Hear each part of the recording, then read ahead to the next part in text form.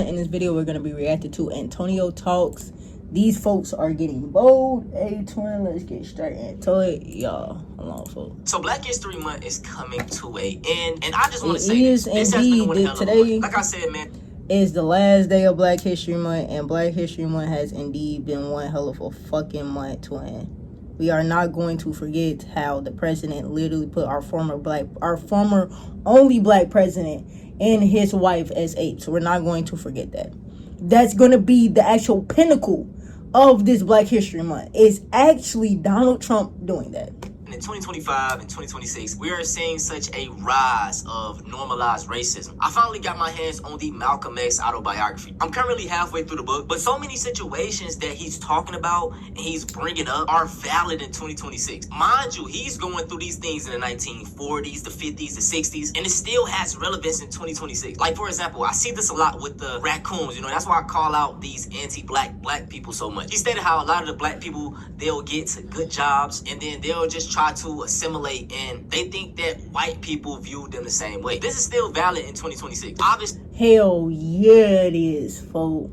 I feel like black people that are raccoons or sellouts, they feel like if they sell out the black community so much, they will get acceptance for the white community. And that can be the complete opposite.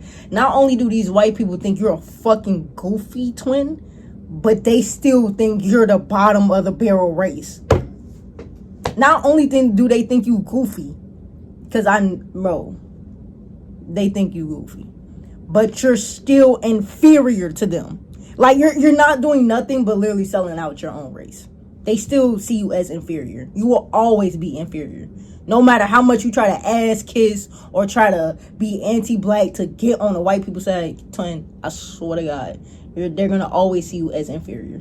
It's not all white people, but it is a good bit where we can talk about it. Recently, a white woman had these words to say about black people when she thought her mic was muted. Like they're just too dumb to know they're in a bad school. I mean, wait. They're too dumb to know they're in a bad school. I mean, apparently Martin Luther King said it. Like, if you train a black person well enough, they'll know to use the back. You don't have to tell them anymore. They just Allison Freeman, what you're saying is absolutely hearable here. You gotta stop. So they blur her face in the Zoom call. You gotta stop. That's all you gotta say was you gotta stop. You ain't check her for what she said. You ain't call her out. No, you gotta stop. But this is the woman that made those remarks. Allison Freeman. Like I said, bro, I appreciate bold racism. It's better to know that you don't like me. You know, I don't like this hidden dog whistle. Hell yeah. Like, don't beat around the bush. Be passive-aggressive racist. Like, if you gonna be a racist, be bold and be blatant about it. Like, you know what I'm saying?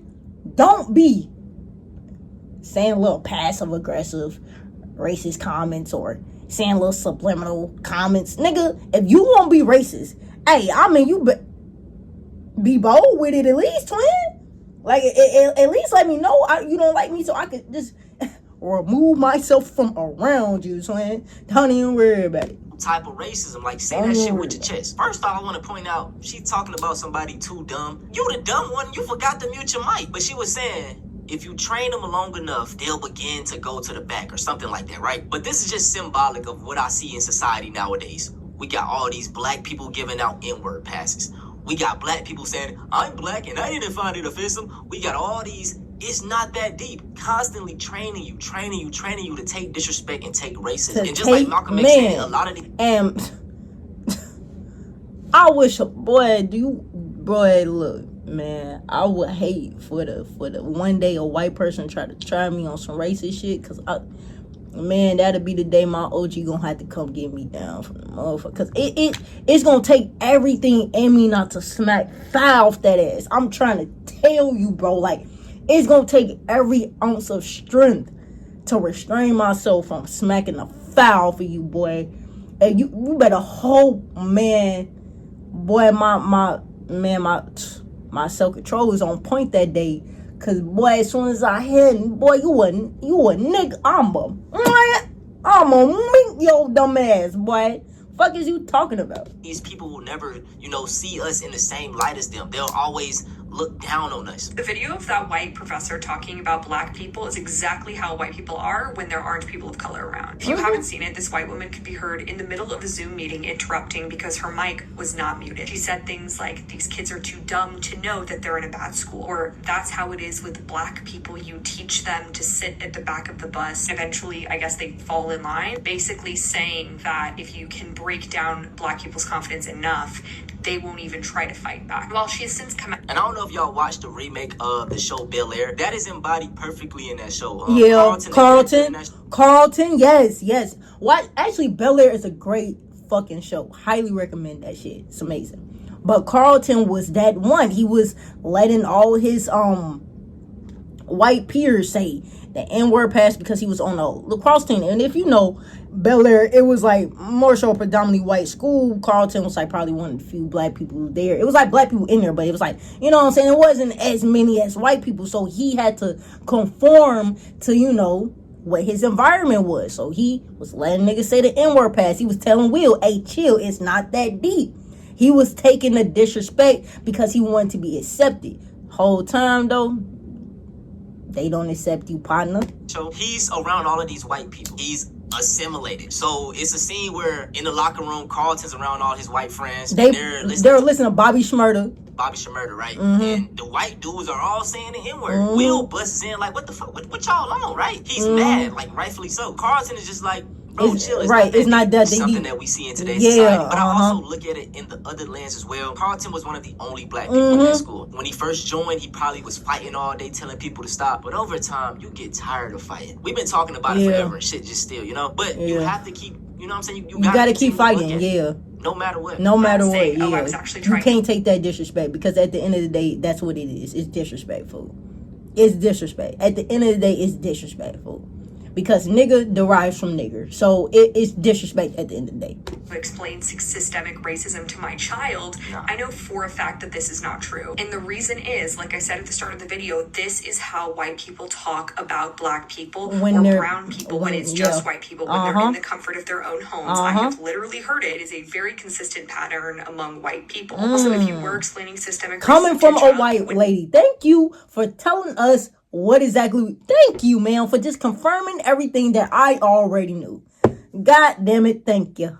Not use it that way. You would not explain it in those terms. You would focus on an empathetic approach about how society tries to break down black individuals. But the way she said it was definitely not that way. Let me know what you think, and you should go watch the video yourself. And I want to show love to this young lady. She uses her platform as a perfect example to call out racism and to call out the things that she see in her, you know, own life. And whether you realize it or not, man, a lot of white people, y'all do have a privilege. More people will listen to y'all talk about things than they will listen to it from us. Society worldwide has always taught that white is good, black is bad. So if they hear something coming from, you know what I'm saying, a white brother, they're going to hear you out more. So if you are white and you do want to make a change, bruh, speak out sometimes. You know what I'm saying? Do your research, talk out about it. You might make some of your friends mad, but fuck them niggas. A fan yells a slur as a black student takes a free throw at a high school basketball game. Take a listen.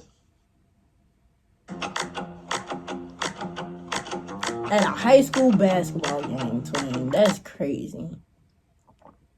Imagine just trying to play some high school basketball and you hear niggas. See if the referee talking to him got in his head. Lefty shoots and he bricks. He yelled it. He said, fuck nigger. He said the hard R. Referee talking to him got in his head. Lefty shoots. Hold on, wait. Did he say fuck nigger or just nigger? See if the referee talking to him got in his head. Lefty okay, shoots. He said nigger. And he bricks. And you hear the whole, you hear the comments, you hear the audience. They like, whoa, what? Like, thank you. Like I said, I have tough skin. I have really tough skin because, like I said, I've been dealing with this shit since I was 10, 11 playing a game. So I kind of got numb to the N-word. I've always had my rebuttals, though. I always would get on a nigga if they called me that shit. But as a non-black person, you don't understand how demoralizing it is. Like, there's a stigma that words, you know, don't break you. But it do to some people.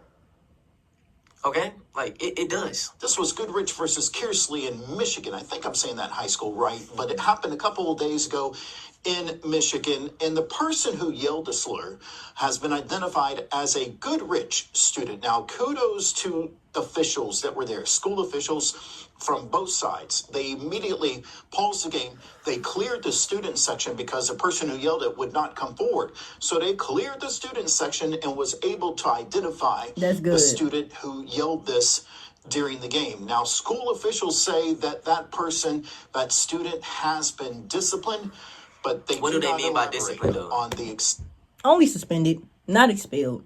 I bet you. Probably only suspended for a few days and they'll come back. Yeah.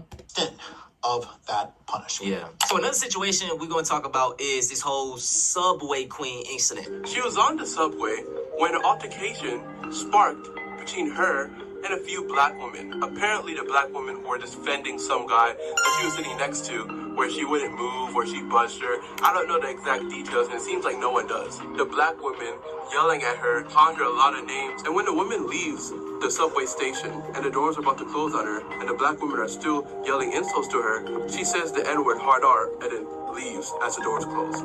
Now this sparked a whole dialogue on if she was valid for saying the N-word since the black women were yelling at her and calling her names. But did she say anything racist? Did the black woman say anything racist, or was she just calling her bitches and hoes and shit like that? After the incident, the girl ended up getting on camera and doing videos. Look at these comments. As a black woman, you had every right to call those hood rats that word. Hell to the subway.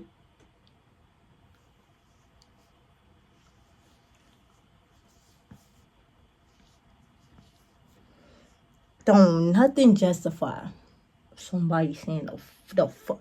Bro, and as a black woman, you're co-signing this shit? Bro, and you thought this was gonna get you some cool points with a bitch you don't even know? Just weird, fo. Oh my God. Whole time they're gonna click on this page and it's not even this is not a black woman. This is not a black woman.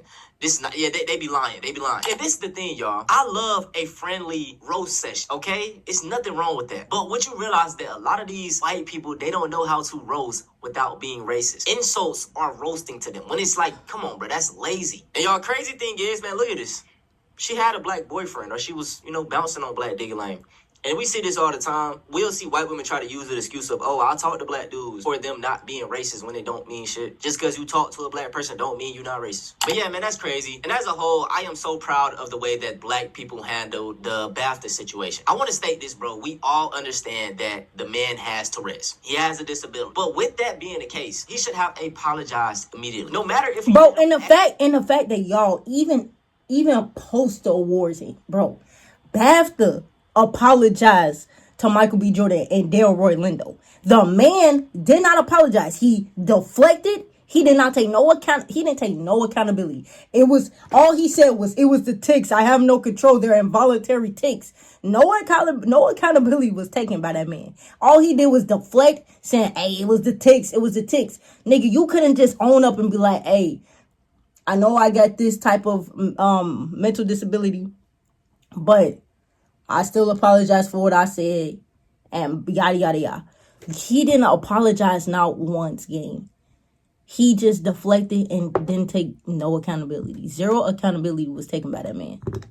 Accident or not, he hurt people. I remember this one time I was pushing this cart in the store and I had my twins with me. And I still feel bad about doing this to this day, right? But I'm pushing the cart. My sons, they doing all type of dumb stuff, touching on everything. Boom, I hit a lady in the back of her heels. Oh my... Y'all know how that shit hurt. That shit hurt. That shit do hurt. It was an older white one. When I tell you I felt so bad, I immediately, oh my God, I'm sorry, I'm so sorry, I'm so sorry. I was like, bro, like, I hit her hard. I was like, ma'am, do you need anything? Do you need me to carry your groceries to the car? Like, I apologize. I felt so bad. She was like, no, and told me that she understood, right? And I just went on about my day. And just like I say, looking back, I still feel horrible about that situation. I brought that example up to say this. Even though I didn't mean to hit that lady with my cart, I still apologized and took full-on responsibility. And what you got to understand is y'all have to stop telling black people how to feel about taking disrespect. We are the most disrespected group of people in the entire world. And I'm gonna give you some more information. At those BAFTA awards... And it be the way they be telling us it's not that deep.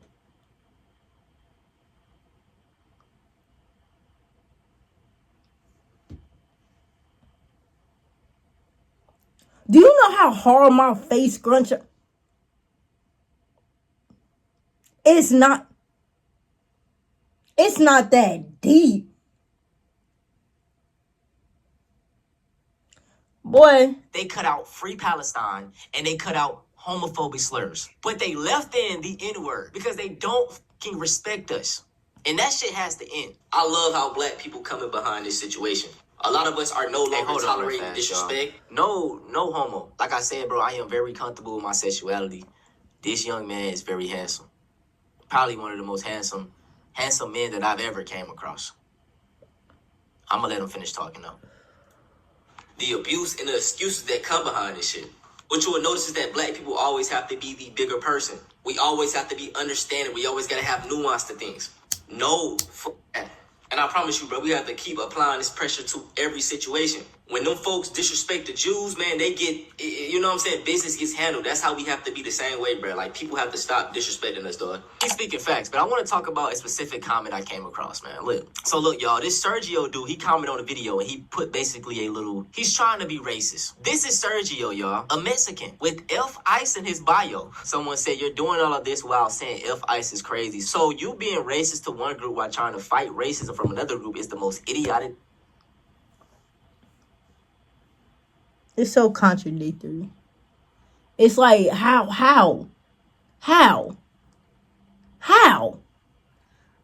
twin? How, Sway? How can you be racist to one group but then want to... Boy.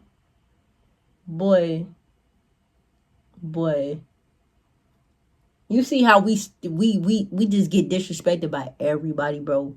Like, nigga, you're a minority that your minority group faces racism just like us. But yet you want to be racist towards us for what? For what, twin? For what, twin? For what, Sway? Like, it be the obsession, folks. Y'all just obsessed with us. Like, it's an obsession at this point, twin. Thing I've seen. And then they dropped a picture of this, which is facts. That's the end of this video, though, man. I hope y'all enjoyed. All my black people. Man, look, fool. Stop tolerating the disrespect, twin. Like, for real. I mean, like, boy, I would never just let nobody disrespect me. And then on top of that, co-sign the disrespect. Please, boy. Man, look. Let a motherfucking racist white person try to play with my ass. I swear to God. I might just go to jail that day. No bullshit. And it's genuinely because I'm going to smack some fire on that ass. For real. Like, I might just have to put my hands and toes and feet on you, gang. All of that shit. Hey, man, if y'all enjoyed the video, bro, you already know what the fuck to do, man. Like the video, subscribe to the channel, turn on post notifications, y'all boys are new. I'm going to catch y'all boys in the next one. Yeah.